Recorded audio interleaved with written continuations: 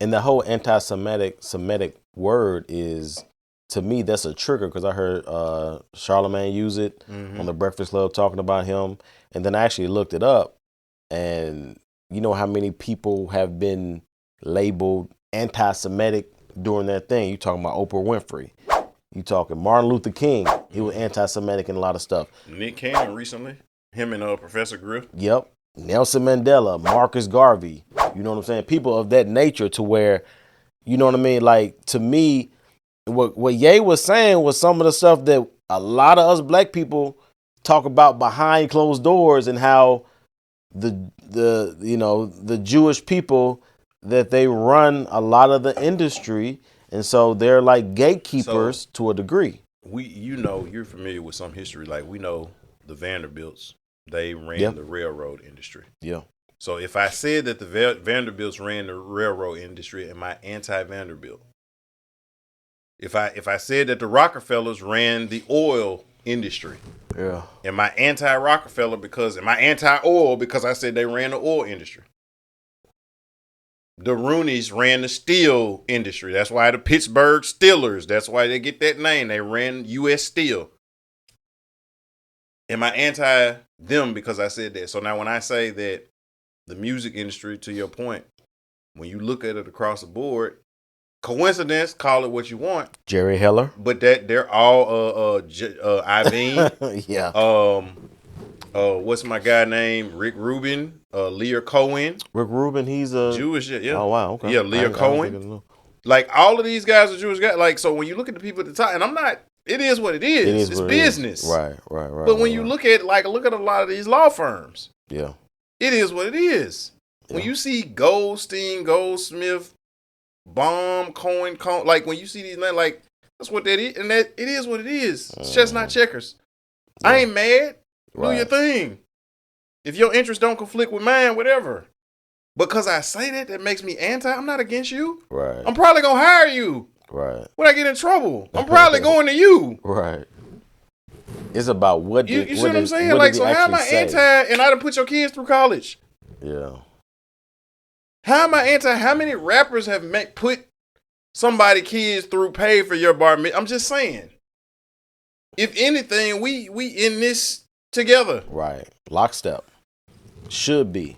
So, you know what I'm saying? Black people got big noses, y'all white people with big noses. Like, let's just be real. It is what it is. Yeah.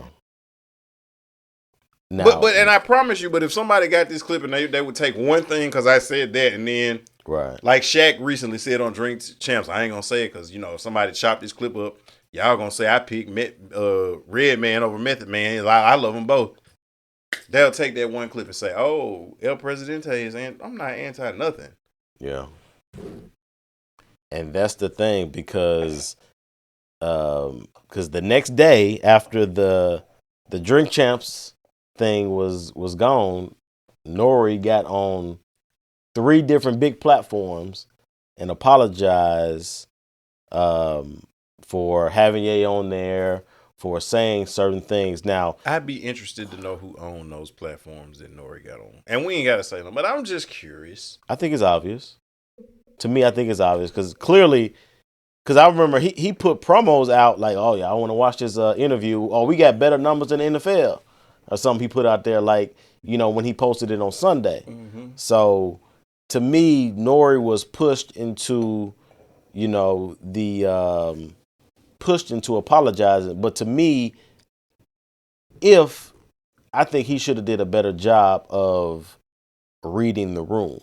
When I say reading the room, I'm meaning like this was after the shop canceled him. This was after he went on Tucker Carlson and they were talking and going off. And so now you're having this Drink Champs interview.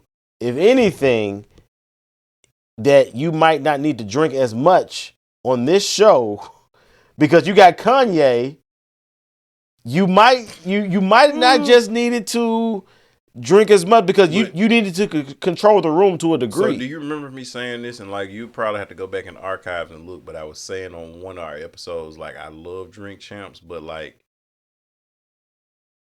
because I can't remember whose interview it was, but it's like Nori was really getting it in. Slizzard, yeah. And it was like, you know, that kind of throws the interview off the rip. Now, it's good that it gets Right. open like that, but like to your point, he can't control it. You know what I'm saying? So you don't know what you saying, you don't, and then it's out there. Yep.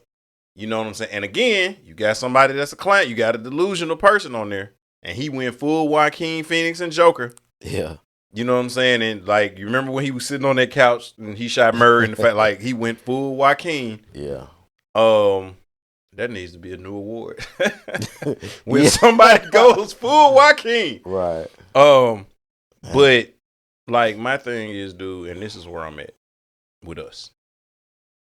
I don't want us to get to a point where, because it's happening, but it was iterated to me, and I heard somebody say, I'm only apologizing if I feel I did something wrong.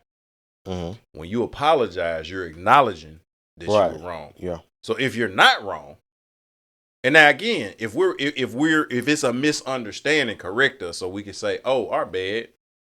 But I stand corrected.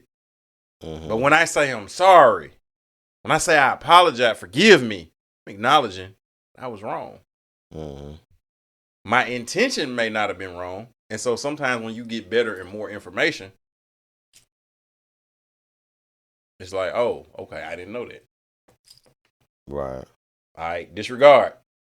But the energy that I was coming from was coming based on the information that I had. When I get more information, my stance may shift. As I grow, I evolve. That's okay. But to your point, he knew. You just saw him on Tucker Carlson. Just saw him on the shop. You probably saw all these interviews. Right. You saw all the clips and everything like that. Like this is what he does.